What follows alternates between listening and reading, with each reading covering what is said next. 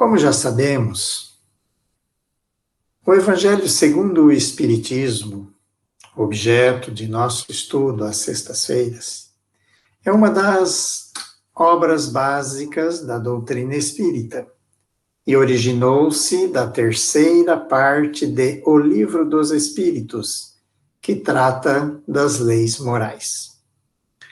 Isso tudo já estudamos com maior detalhe a semana passada. E também na semana passada nós vimos a respeito do conteúdo da introdução do Evangelho segundo o Espiritismo.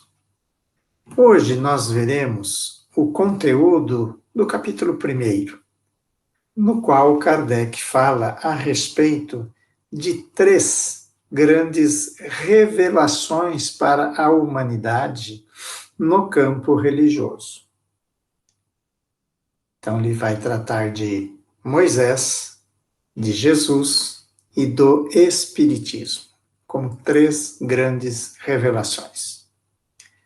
Obviamente que essas 3 não são as únicas, mas as mais importantes para nós, cristãos espíritas. Com Moisés, que viveu por volta de 1500 antes de Cristo, temos a lei de Deus formulada nos 10 mandamentos, promulgada sobre o Monte Sinai. Moisés personifica o Antigo Testamento. E na qualidade de profeta, ele revelou aos homens o conhecimento de um Deus único, justamente o monoteísmo, né? Um único Deus, soberano, Senhor e Criador de todas as coisas. Moisés editou também leis civis, apropriadas aos costumes daquela época. E para dar autoridade a essas leis civis que ele editou, a par da lei de Deus, ele atribuiu-lhes origem divina. Mas ele apresentava um Deus terrível, um Deus punitivo, justamente para manter, pelo temor, homens ainda muito rudes e ignorantes. Então ele precisou fazer dessa maneira para ter um controle sobre aquela população. E justamente naquela época vigorava a lei de Talião, que todos já ouvimos falar, né? Do olho por olho, dente por dente. A lei de Talião era uma rigorosa reciprocidade do crime e da pena. A perspectiva da lei de Talião é o de que uma pessoa que feriu outra pessoa deve ser penalizada em grau semelhante e a pessoa a infligir tal punição deve ser a pessoa lesada. Então, aquela que sofreu o dano iria, para compensar, também causar o mesmo dano àquele que lhe tinha ofendido. Se nós analisarmos adequadamente essa lei de Talião, né, olho por olho, dente por dente, nós vamos ver que, na realidade, tratava-se de uma vingança, né? Fez, levou, né? Se você me prejudicou, eu também vou te prejudicar. Isso, em suma, é uma vingança, né? Mas, felizmente, essas leis civis que Moisés estabeleceu, elas tinham caráter transitório. Por quê? Elas foram necessárias apenas para aquela ocasião, em razão do grau evolutivo das criaturas daquela época. Passado aquele tempo, não havia mais necessidade de leis tão rudes. Apenas a lei de Deus é que permaneceu. Por quê? É imutável. Né? Nós sabemos que todas as leis de Deus são imutáveis. Então, da época de Moisés, as leis civis, com o tempo, foram sendo modificadas e permaneceram as leis de Deus, que estão sintetizadas nos 10 mandamentos, que todos também conhecemos. A segunda revelação está personificada em Jesus e representa o Novo Testamento. Então, o Antigo Testamento com Moisés, o Novo Testamento com Jesus. Não penseis que vim destruir a lei ou os profetas. Eu não vim destruí-los, mas dar-lhes cumprimento. Porque eu vos digo em verdade que o céu e a terra não passarão antes que tudo o que está na lei não seja cumprido perfeitamente, até um último iota e um só ponto. Isso está em Mateus, capítulo 5, versículo 17. Não vim destruir a lei, mas dar-lhes cumprimento. Óbvio que aqui Jesus estava falando das leis de Deus, né? Não daquelas leis civis. E aqui é interessante também lembrarmos que o nome da nona iota é o nome da nona letra, que no alfabeto grego corresponde ao nosso I.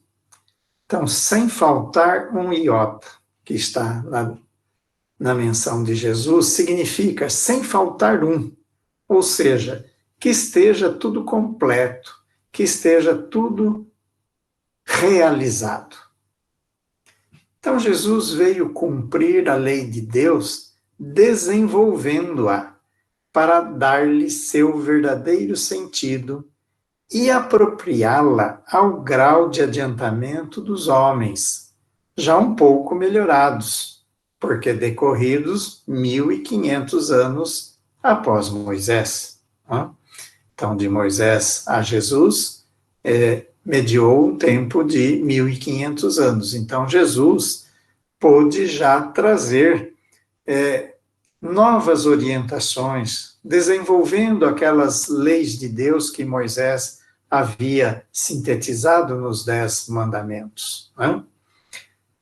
E Jesus justamente ensinou a lei do amor, e que a verdadeira vida não está sobre a terra, mas no reino de Deus, no reino dos céus, ou seja, no mundo espiritual.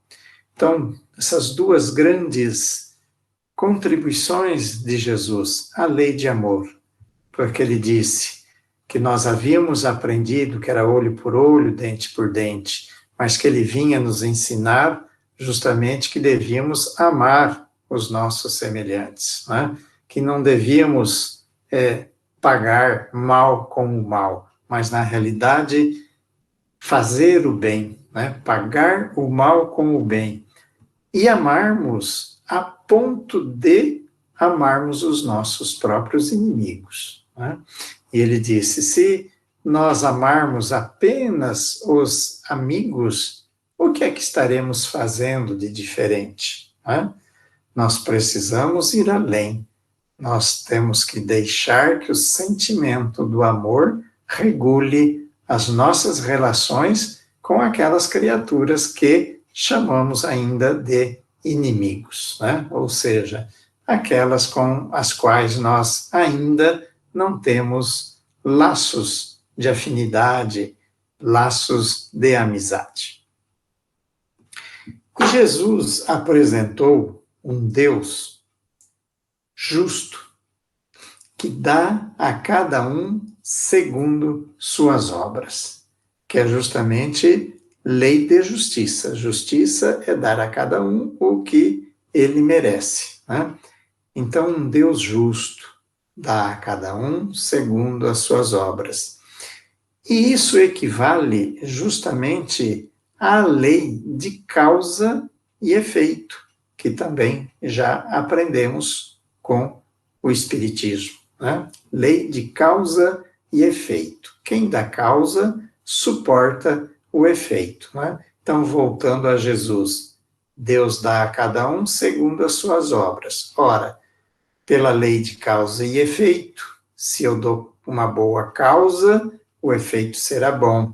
Se eu der uma causa ruim, o efeito também será ruim, né? Cada um suporta as consequências dos próprios atos, né? Lei de justiça. Então, aprendemos com Jesus que Deus é justo. Mas é também Pai misericordioso. Por quê? Ele perdoa seus filhos, concedendo-lhes a chance de se arrependerem e de repararem os seus erros. Esse é o sentido do perdão de Deus. A misericórdia, o perdão de Deus, não significa que o Pai nos isenta dos nossos débitos, dos nossos erros, porque já que Ele é justo, a cada um segundo as suas obras, se eu errei, eu gerei um débito para mim e eu terei que necessariamente um dia sanar, pagar, quitar esse débito, né? Porque conforme nos diz a espiritualidade, na contabilidade divina, nenhum débito fica em aberto. E justamente Deus é misericordioso e nos proporciona a chance de repararmos os nossos erros, porque não existe em suas leis a pena eterna. Todo aquele que deve terá a oportunidade de quitar o débito. E, quitado o débito, ele estará livre, né, daquele débito.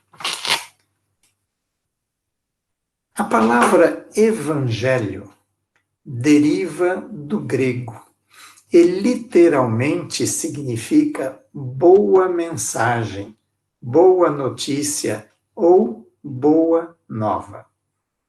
Por isso que nós encontramos nas obras espíritas a menção à boa nova referindo-se ao evangelho, porque é a mesma coisa, são sinônimos, não é? Evangelho, ou boa nova, ou boa mensagem.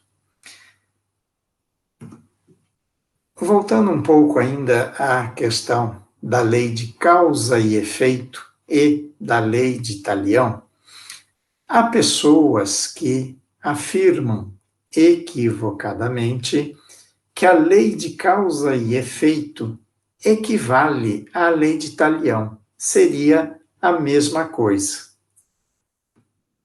A lei de Talião, como vimos, na realidade, representa uma vingança. Por quê? É o próprio ofendido quem aplica a punição ao infrator.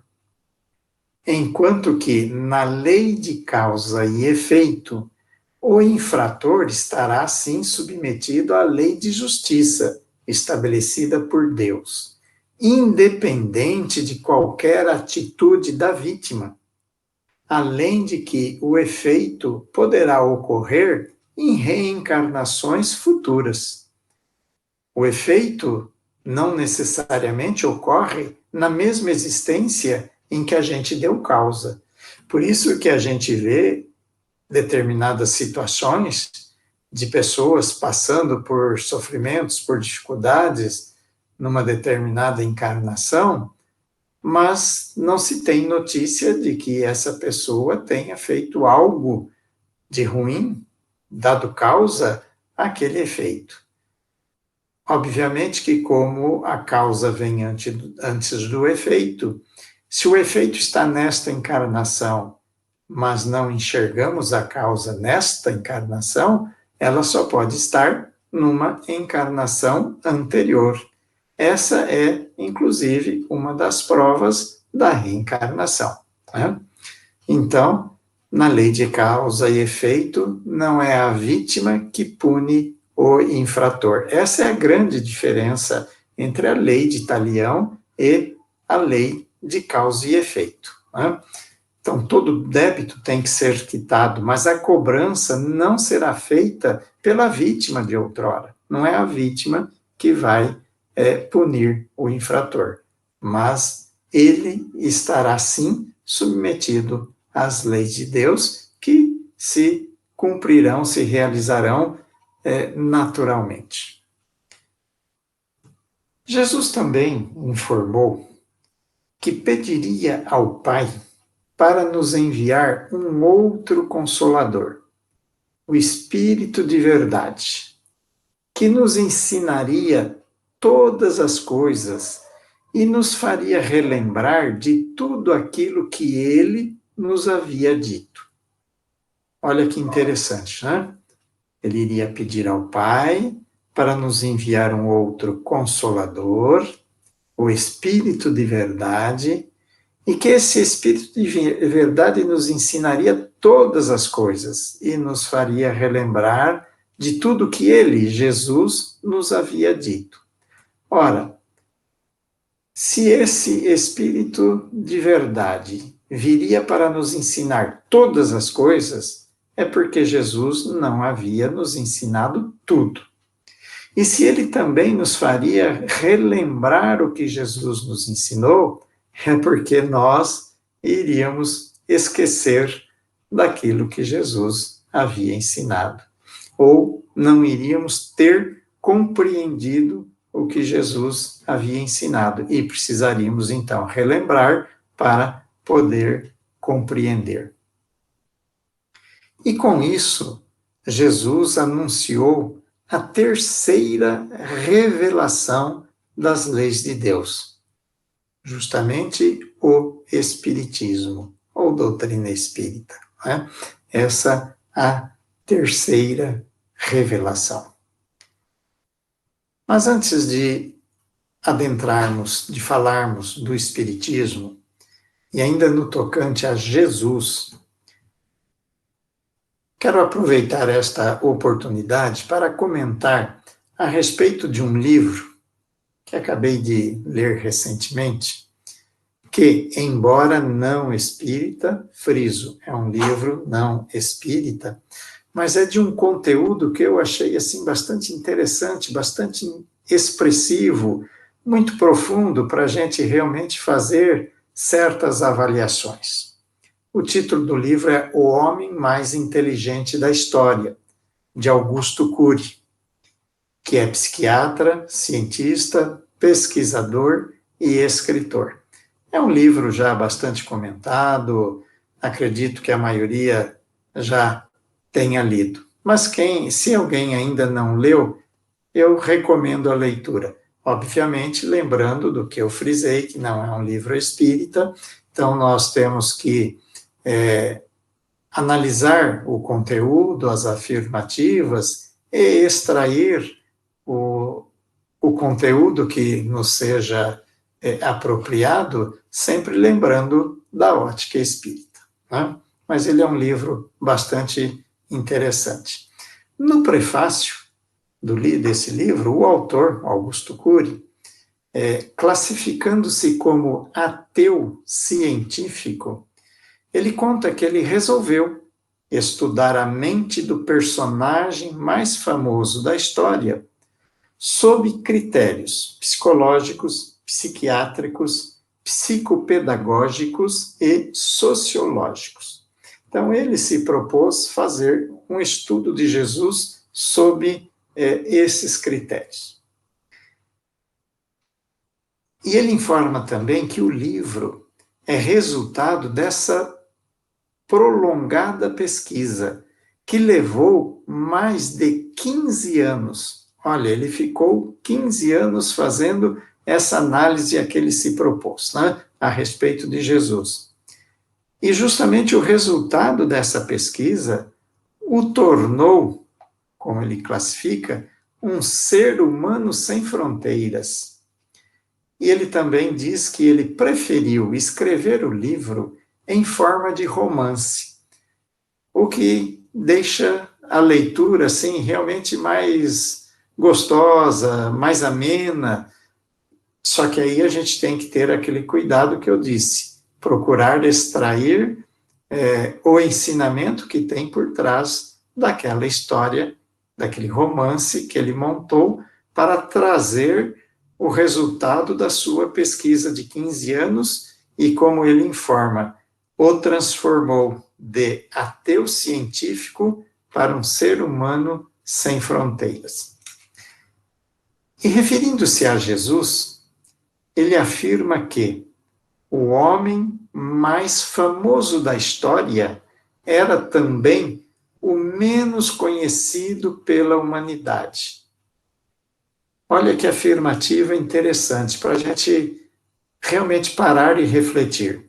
O homem mais famoso da história era também o menos conhecido pela humanidade.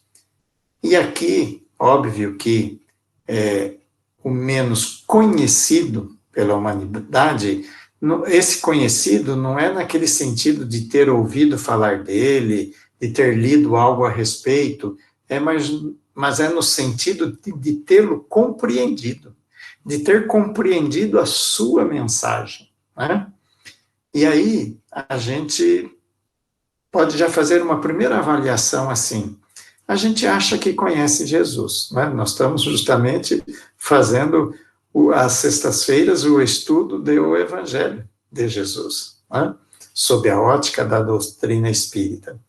Mas será que nós realmente já compreendemos Jesus? Já conhecemos realmente Jesus? Já incorporamos Jesus ao nosso procedimento, né? Ao nosso íntimo? Essa é uma das questões que a gente pode extrair da leitura desse livro que acabei de comentar. E também no capítulo 31 do livro, Augusto Cury analisa o Sermão da Montanha, ou as Bem-aventuranças, como conhecemos, né? E ele afirma que o Sermão da Montanha é o mais fascinante tratado sobre a felicidade. Achei também curiosa e interessante essa afirmativa dele.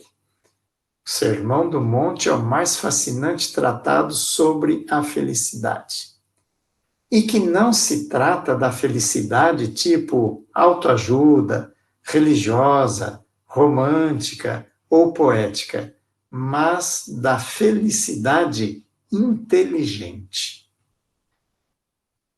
Diz que o Sermão da Montanha foi muito mais do que um discurso belíssimo, um manual de conduta, uma conferência ousadíssima. Não, foi mais do que isso. Ele diz: o Sermão do Monte proporcionou ferramentas para transformar o Homo sapiens, né, o homem, essa espécie tão complexa e bela, mas também tão violenta e emocionalmente doente, numa espécie saudável, regada a uma felicidade sustentável. Olha que afirmativas interessantes para a gente analisar, né? E falando de Jesus, ele afirma que milhões que o seguem não previnem seus conflitos porque nunca entenderam e incorporaram as ferramentas propostas por ele. Ele quer dizer com isso que nós não agimos conforme, ainda não agimos conforme os ensinamentos de Jesus, né? Nós não entendemos e não incorporamos as ferramentas propostas por Jesus, para que desfrutemos daquela felicidade inteligente que está contida justamente no Sermão do Monte. É óbvio, como eu disse, que nós precisamos adequar para o nosso estudo desse livro, do Augusto Cury, adequarmos, né, as palavras que ele usa, as afirmativas que ele faz, de acordo com a nossa ótica que já aprendemos, né? E para fazermos aqui justamente um contraponto com a doutrina espírita, nós fomos buscar lá no livro O Consolador, ditado por Emmanuel, através da mediunidade de Chico Xavier, a questão 282, aonde é perguntado: se devemos considerar o Velho Testamento como a pedra angular da revelação divina, qual a posição do Evangelho de Jesus na educação religiosa dos homens? E a resposta de Emmanuel: o Velho Testamento é o alicerce, a base da revelação divina. O Evangelho é o edifício da redenção das almas. Como tal, devia ser procurada a lição de Jesus, não mais para qualquer exposição teórica, mas visando cada discípulo ao aperfeiçoamento de si mesmo, desdobrando as edificações do Divino Mestre no terreno definitivo do Espírito. Então, na realidade, o que Emmanuel nos fala aqui, com a ótica da doutrina espírita, praticamente a mesma coisa que Augusto Cury está dizendo aqui, de que milhões seguem Jesus, mas não resolvem os seus conflitos porque nunca entenderam e incorporaram os ensinamentos de Jesus, não é? Que o que Emmanuel diz: procurar a lição de Jesus não mais para exposições simplesmente teóricas, mas que cada discípulo aplique isso para o aperfeiçoamento de si mesmo, não é? Então, apenas repetindo, o Velho Testamento é o alicerce, a base, e em cima disso, Jesus construiu todo um edifício, não é? E que nós devemos aproveitar essa edificação para o aperfeiçoamento nosso, né? O nosso progresso espiritual. E o Espiritismo, então, como a terceira revelação, veio cumprir a promessa do Cristo, né? Que ele ia pedir ao Pai para que enviasse um outro Consolador. O Espiritismo é um trabalho dos espíritos, é um trabalho impessoal. Ele não está personificado em nenhum indivíduo. E isso é justamente o próprio Kardec que afirma que a obra é dos espíritos, que não está personificado em nenhuma criatura, em nenhum indivíduo.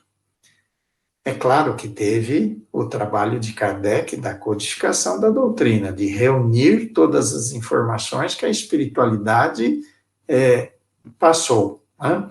Mas a revelação, o espiritismo, a doutrina espírita é obra dos espíritos, né? E é claro, também, e explica, o espiritismo é bastante claro, e explica o que Jesus disse por parábolas, ou de forma velada, né? Quando ele disse assim, que havia necessidade de nascer de novo para ver o reino de Deus. Só que ele não explicou como queríamos nascer de novo, não é? Hoje, com o Espiritismo, nós já aprendemos e sabemos que é através do mecanismo da reencarnação, né? Então, aquilo que lá atrás Jesus nos disse de uma maneira, de certa forma, velada, o Espiritismo veio nos tornar mais claro, explicando que justamente Jesus estava falando da reencarnação. O Espiritismo também nos revela as verdades do mundo espiritual e suas relações com o mundo corporal. Hoje nós sabemos que há, então, uma interação entre mundo espiritual e mundo corporal, né? E também o Espiritismo nos proporciona a fé raciocinada, que garante uma fé inabalável. E Kardec nos esclarece que fé inabalável só o é aquela que pode encarar a razão frente a frente em qualquer época da humanidade. Justamente, fé inabalável alicerçada na razão, né? A fé raciocinada. E ele também nos alerta que a fé cega faz fanáticos e o fanatismo é perigoso. Nós já sabemos disso, né? O quanto o fanatismo é perigoso em qualquer dos campos, né? Para a humanidade, mas na área religiosa também, né? O Espiritismo nos conclama a termos espírito crítico sobre tudo aquilo que chega a nós, que vamos estudar, né? Ter espírito crítico e não uma fé cega. Não é acreditar só porque alguém disse, mas submeter à razão, ao raciocínio, para ver se aquilo realmente faz sentido.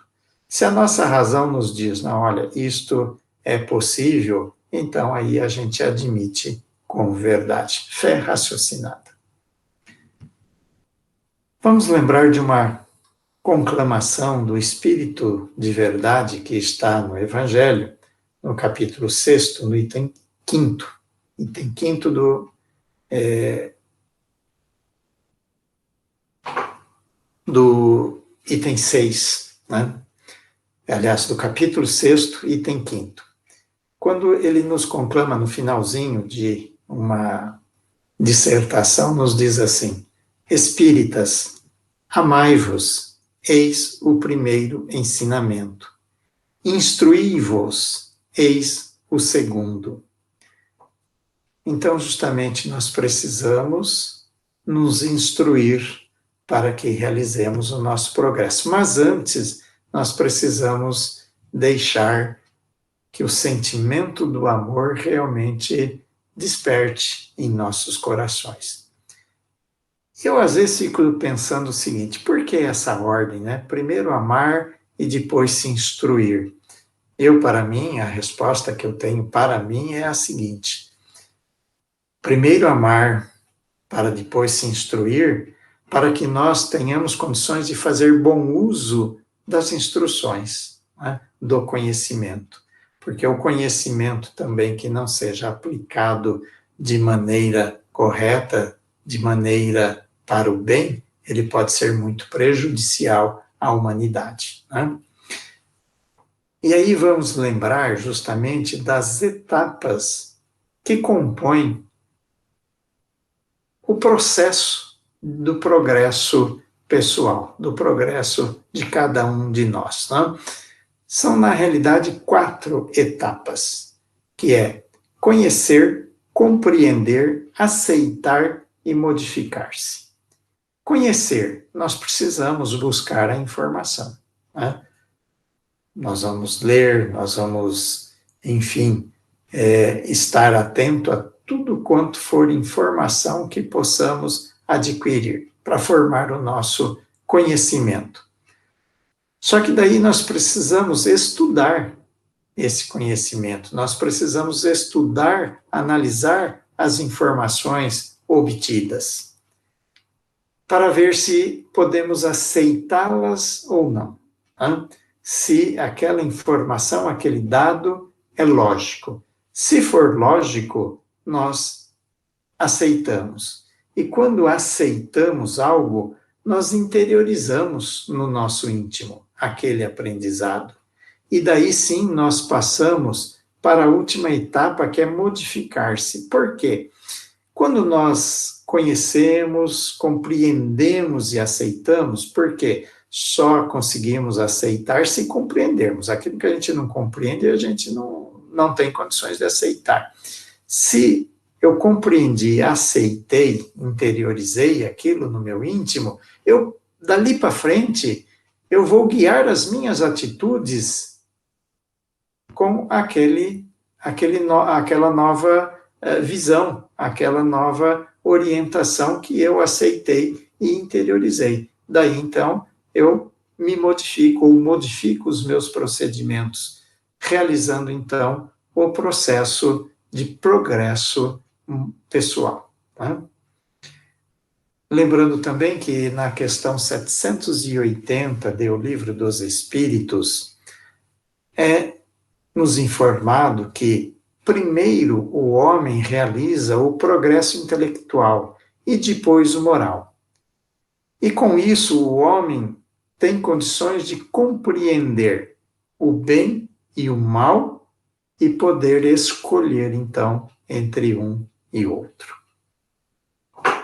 O Espiritismo realiza o que Jesus disse do Consolador prometido: conhecimento das coisas, que faz o homem saber de onde vem, para onde vai e por que está na Terra. Essa indagação filosófica só o Espiritismo resolveu. Hoje ainda, ou ainda hoje, nós temos outras doutrinas que continuam se debatendo com essa dúvida. O que somos? Por que estamos aqui? Vamos para algum outro lugar ou não? Mas o Espiritismo já resolveu isso para nós, nos dizendo que, na realidade, somos espíritos, estamos aqui encarnados apenas de passagem para fazer o nosso aprendizado e que a nossa verdadeira vida é no mundo espiritual. Então, viemos de lá, estamos aqui para aprender, para realizar o nosso progresso e depois retornaremos para lá. O Espiritismo também nos dá o chamamento aos verdadeiros princípios da lei de Deus.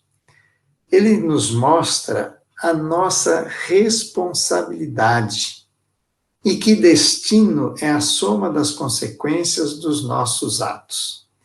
O Espiritismo nada proíbe, como algumas outras doutrinas fazem. Não, o Espiritismo não nos proíbe. Ele apenas nos mostra a nossa responsabilidade. E nos mostrando também justamente a lei de causa e efeito. Quem dá causa suporta o efeito. Também nos traz a consolação pela fé inabalável no futuro e pela esperança. Isso o Espiritismo também nos proporciona, uma fé inabalável no futuro e a esperança desse futuro. E justamente isso nos traz consolação, principalmente aos que sofrem, porque dá uma causa justa e um fim útil a todas as dores. Porque a gente não saber por que está aqui e não saber justamente o porquê dos sofrimentos, muitas vezes leva a criaturas ao desespero, ao desespero. E aí vem o Espiritismo e nos diz que todo sofrimento tem uma causa justa e tem um fim útil. Por quê? A dor funciona como um alarme para nos alertar que há algo errado em nosso comportamento e que precisamos nos corrigir. Nos mostra que o sofrimento é a consequência natural da infração à lei. Se toda vez que eu infrinjo a lei, eu sofro. Justamente aqui as leis de Deus, ou leis morais, ou leis naturais. Sempre que eu infrinjo a lei, eu acabo sofrendo. Eu dou causa e tenho que suportar o efeito. E o Espiritismo nos mostra isso com muita clareza, Mas ele é consolador porque ele nos mostra assim, mas não há penas eternas. Errou, vai se conscientizar, a dor vai ser o mecanismo que o levará à conscientização e depois terá a oportunidade de reparar o erro, de quitar o débito. E isso é muito consolador, porque nos mostra que, leve o tempo que levar, nós um dia seremos espíritos puros. Teremos realizado toda a nossa caminhada evolutiva. E uma grande contribuição do Espiritismo foi a comprovação da imortalidade da alma. Não devemos mais temer a morte, porque agora já sabemos que é apenas o corpo material que morre. O espírito é imortal. Como espíritos que somos, somos imortais. A vida continua além do túmulo. Não mais aquela maneira que se achava antigamente, que tudo terminava no túmulo. Não. A vida continua no mundo espiritual. E pela mediunidade, que também o Espiritismo veio nos trazer essa contribuição em esclarecendo, porque a mediunidade é desde que o homem está na Terra, mas o Espiritismo veio nos mostrar que nós podemos conversar com os que estão no mundo espiritual, com os nossos entes queridos, ou mesmo às vezes com os nossos inimigos de passado, nós podemos conversar com eles, comprovando justamente a imortalidade da alma. E pela reencarnação, voltaremos quantas vezes forem necessárias para realizar o nosso progresso espiritual. Como eu costumo afirmar, e é o que a espiritualidade nos orienta, esse é o único objetivo das reencarnações, é realizarmos o nosso progresso espiritual. A gente não vem para sofrer, a gente só sofre se tivermos errado nesta encarnação ou encarnações anteriores e tivermos que sofrer as consequências do ato enganado. Né? Kardec ainda trata, nesse capítulo 1º,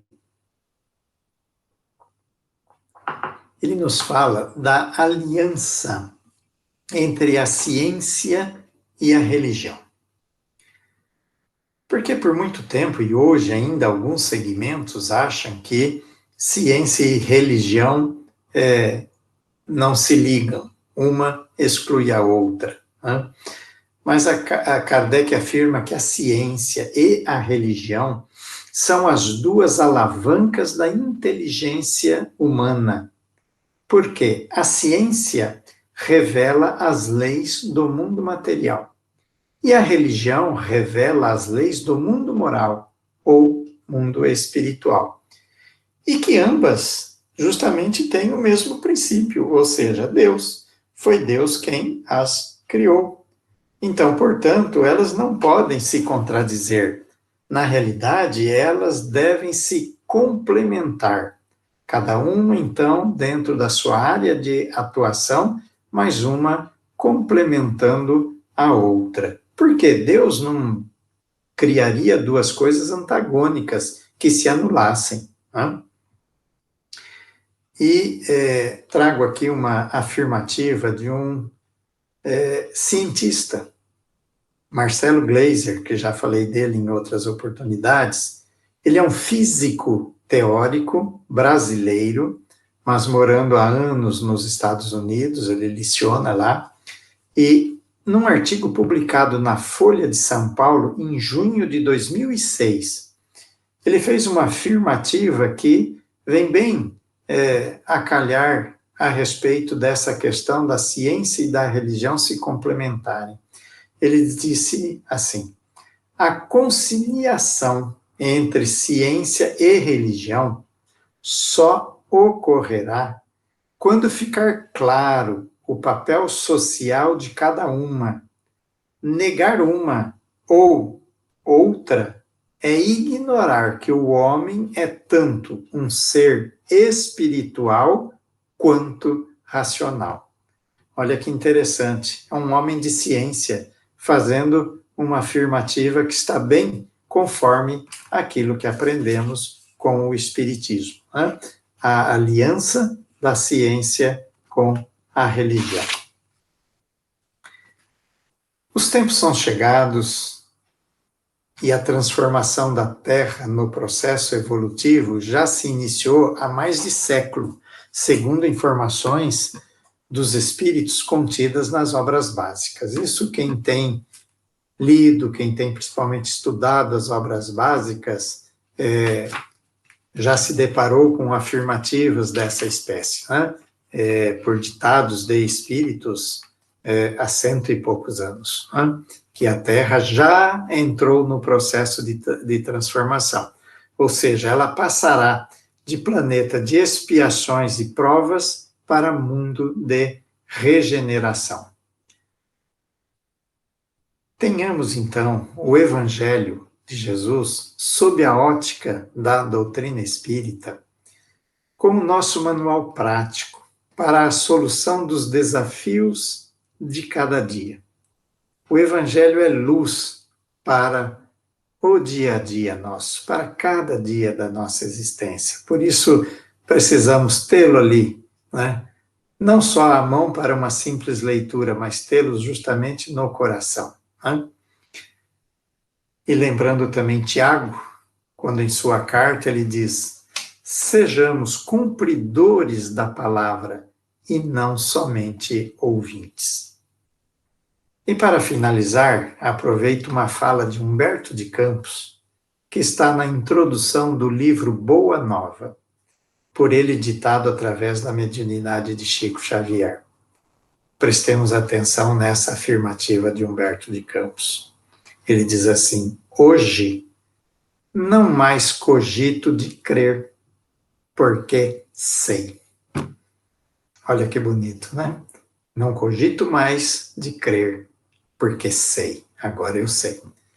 Que nós possamos também chegar a essa conclusão, né? De não cogitarmos mais de crer, mas termos a convicção, nós já sabemos.